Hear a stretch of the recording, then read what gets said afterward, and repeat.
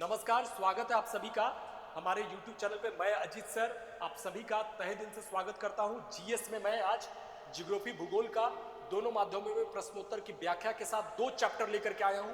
एक सेशन में दो चैप्टर कवर कर रहा हूं क्योंकि छोटे छोटे चैप्टर हैं। स्ट्रक्चर ऑफ एटमॉस्फेयर, वायुमंडल की संरचना and internal layers of earth, पृथ्वी की आंतरिक संरचना। Useful for all exams. आप लोगों को मैं पढ़ाने वाला हूं, ध्यान से बने रहिएगा शुरू से अंत तक। और ज्यादा जानकारी के लिए नंबर डिस्क्रिप्शन में पड़ा हुआ है, वहां से कॉल कर सकते हैं। हमारा जो चैनल है यूट्यूब चैनल, उसको सब्सक्राइब कीजिए, शेयर कीजिए। साथ ही साथ हमारा जो है टेलीग्राम चैनल से जुड़कर आप पीडीएफ भी पा सकते हैं। चलिए शुरू करते हैं बिना विलंब किए हम लोग क्वेश्चन आंसर का डिस्क्रिप्शन। ऐसा पढ़ाऊंगा लगेगा कि चैप्टर ही पढ़ रहे हैं पूरा डिस्क्रिप्शन के साथ। ध्यान से बने रहिएगा शुरू से अंत तक। चलिए पहला क्वेश्चन है स्क्रीन पे कि the lowest layer of our atmosphere is, हमारे वायुमंडल की सबसे निचली परत कौन सी है? हमारे वायुमंडल की सबसे निचली परत कौन सी है? तब तक आप अगर ये कर रहे हैं, जब तक हम इसको एक्सप्लेन कर रहे हैं, तब तक आप लोग कमेंट कर सकते हैं ना। जिनको लगे वो कमेंट कर सकते हैं जब तक हम एक्सप्लेन कर रहे हैं। ध्यान दीजिएगा, हम एक ये बनाने जा रहे हैं कि आप देखेंगे कि ये हमारा अर्थ है। इस अर्थ पे जो हम लोग रहते हैं, चलिए इधर पेड़ पौधा घास वगैरह लगा देते हैं कुछ ना कुछ, है ना। चलिए ठीक है, ये पेड़ हो गया, घास हो गया, ये हो गया। यहाँ पे घर बना देते हैं, है ना, घर बना देते हैं। चलिए ठीक है, लगे कि भैया कम से कम ये है। अब इधर जो है इधर भी ये कर दिए, हाँ ठीक है।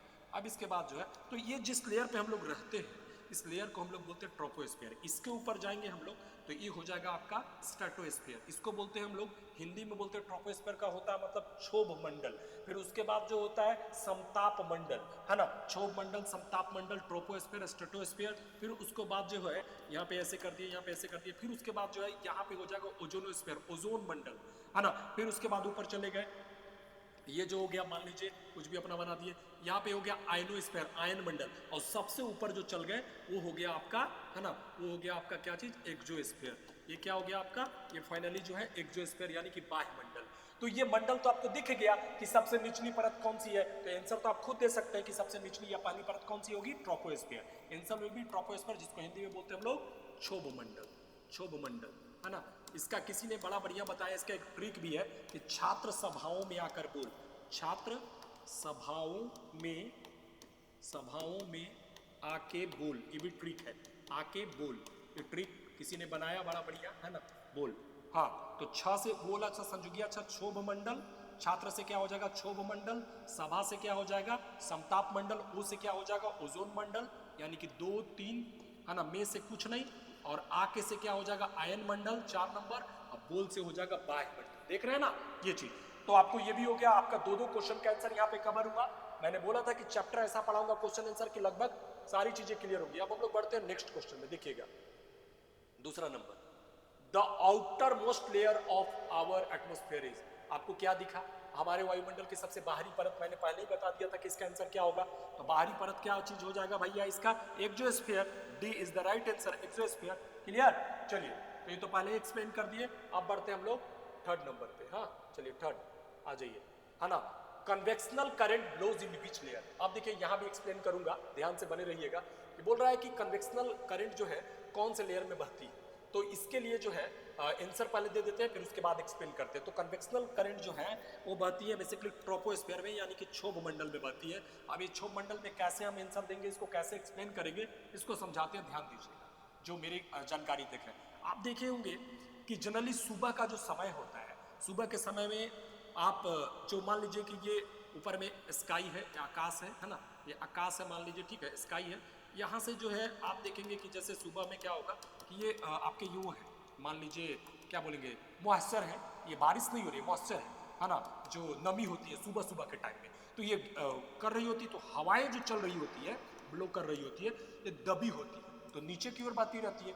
लेकिन जैसे ही इन पे सनलाइट पड़ता है, जैसे ही इन पे सनलाइट पड़ता है, तो क्या होता है कि सनलाइट पड़ते ही ये हवाएं जो है क्या हो जाती हैं, चूंकि नमी खत्म हो जाता है, मॉइस्चर खत्म हो जाता है, तो हवाएं हल्की हो जाती है। और जब हवाएं हल्की होती है तो उठ करके हल्का होकर के सीधे ऊपर ट्रोपोस्फीयर के सबसे ऊपरी पार्ट में बहने लगती है। तो इन्हीं को संवहन धारा या कन्वेक्शनल करंट बोला जाता है। तो यही बोला कि कन्वेक्शनल करंट कहाँ बहते, और यही कारण है कि ट्रोपोस्फीयर को संवहन मंडल भी बोलते हैं, क्षोभ मंडल को संवहन मंडल भी बोलते हैं। क्लियर है कि संवहन धाराएं कहाँ बहती हैं, ट्रोपोस्फीयर में।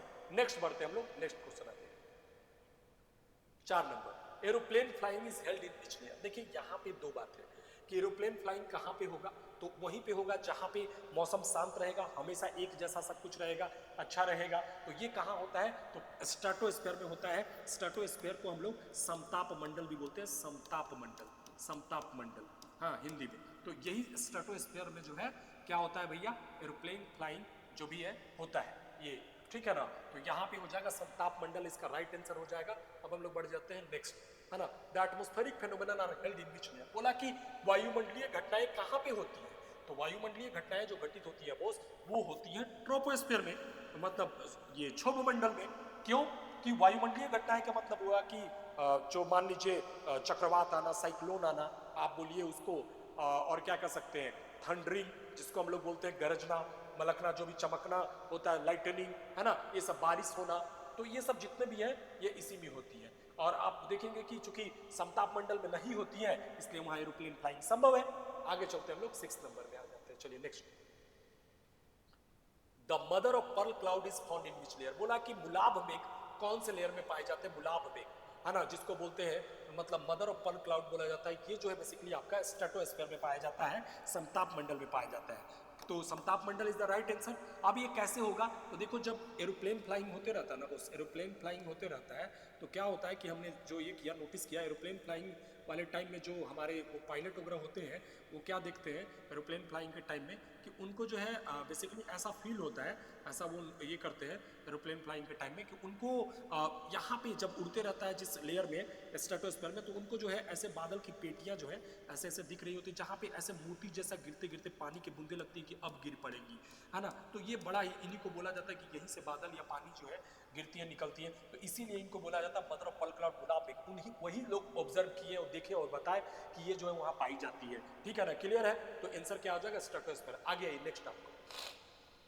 7 number, the protective shield of earth, पृथ्वी की सुरक्षा कवच। सबको मालूम है कि पृथ्वी की सुरक्षा कवच किसको बोलते हैं, हम लोग जो ओजोनोस्फीयर, ओजोन मंडल जो है पृथ्वी की सुरक्षा कवच है, जो यूवी रेज से लेकर के सीएफसी से लेकर के जितने भी हैं वो सबको, हार्मफुल रेज को ऑब्जर्व कर लेती है और हमारा रक्षा करती है। हालांकि ये बड़ा दुखद है कि अभी हाल ही में अंटार्कटिका के पास जो है ये इसमें छिद्र पाया गया है, तो ये बड़ा दुखद है। तो ये हम लोग अपने तरीके से, तो प्रकृति अपने तरीके से क्या करती है ना, कि इसको रोकने के लिए कुछ ना कुछ उपाय करते रहते हैं। जैसे कोरोना काल हुआ तो प्रकृति थोड़ा बैलेंस बना ली, तो हमें अपने तरीके से बैलेंस बनाना होगा, नहीं तो जब उसकी लाठी चलती है तो उसमें आवाज नहीं होती है, तो फिर किसी की नहीं चलती, वो मैनेज कर लेगा फिर, है ना। चलिए ठीक है next 8 number, measuring unit of ozone. Ozone को मापने का यूनिट क्या होता है, इकाई क्या होता है, तो आंसर होगा डैप्सन, उसको बोलते हैं डैप्सन। सीएफसी जो है ये तो क्लोरोफ्लोरोकार्बन है जो नुकसान पहुंचाता है।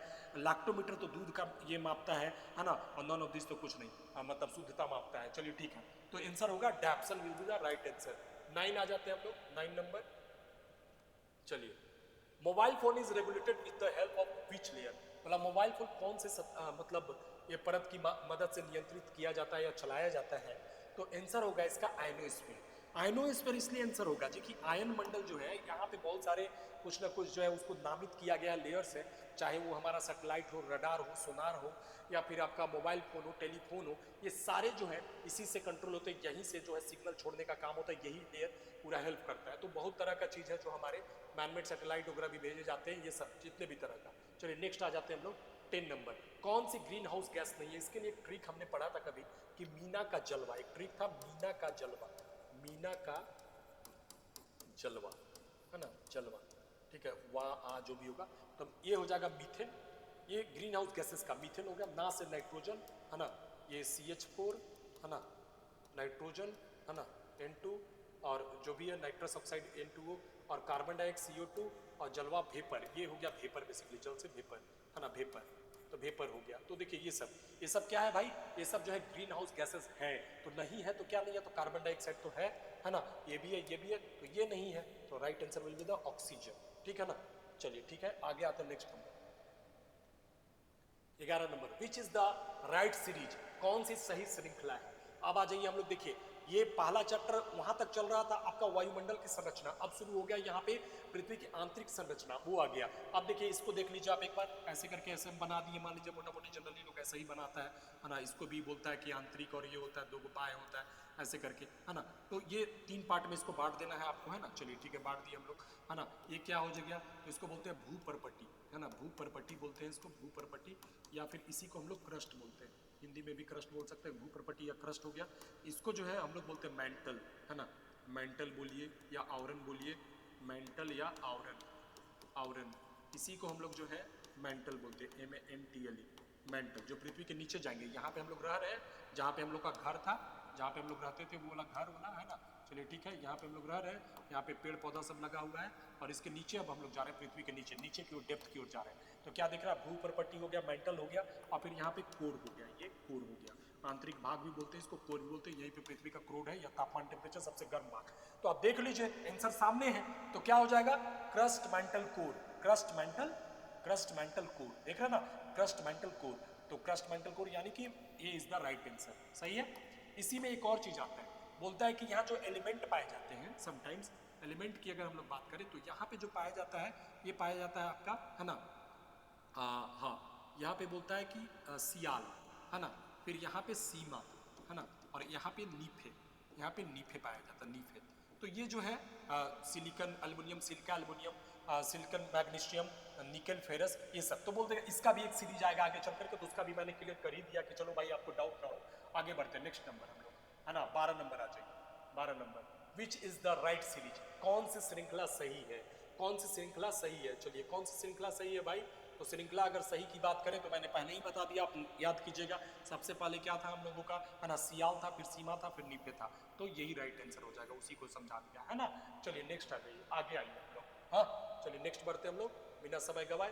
13 नंबर, है ना, dash layer of earth is composed of solid rocks, पृथ्वी की कौन सी परत ठोस चट्टानों से बनी है, पृथ्वी की कौन सी परत जो है ठोस चट्टानों से बनी हुई है ना। तो ये बेसिकली चट्टान जिसपे हम लोग रहते हैं, उसी को, क्रस्ट को, भूप्रपट्टी को ही बोलते हैं। इसका आंसर होगा क्रस्ट, है ना, भूप्रपट्टी, वही ठोस चट्टानों से बनी हुई है ना। आगे बढ़ते हैं नेक्स्ट हम लोग, है ना, 14 जो है, the dash layer of earth has the largest volume, पृथ्वी की डैश परत का आयतन सबसे अधिक है। कौन सी परत का भाई, तो मेंटल का। अगर आप आयतन में चाहेंगे तो मेंटल का देखेंगे कि लगभग 83%, एक मिनट, लगभग 83% जो है, लगभग 83% जो है मेंटल अकेले कवर करता है।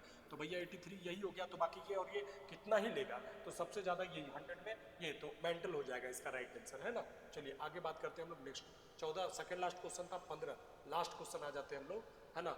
The temperature of earth core, पृथ्वी के जो है हमारा आंतरिक कोर या क्रोड का तापमान कितना है, तो उतना ही है जितना सन का भी क्रीट या कोरोना का है टेम्परेचर का, लगभग बराबर, जिसको मोटा मोटी 6000 डिग्री सेल्सियस बोलता है, लेकिन यहाँ पे जो है दिखा रहा है 5430 डिग्री सेल्सियस, जो अभी एग्जैक्ट जो अभी हम अपडेट देखे थे 5480 डिग्री सेल्सियस यही दिखा रहा था, जिसको मोटा मोटी 6000 बोल सकते हैं। तो यही आपका राइट आंसर हो जाएगा, ठीक है ना। तो आज के लिए इतना ही रखते हैं, ठीक है, क्लियर है। मिलते हैं ब्रेक के बाद, have a good day, enjoy कीजिए, पूरा खुश रहिए, और जैसा भी हो कमेंट जरूर कीजिए, और अच्छा लगे तो लोगों को शेयर भी करिए। चलिए धन्यवाद।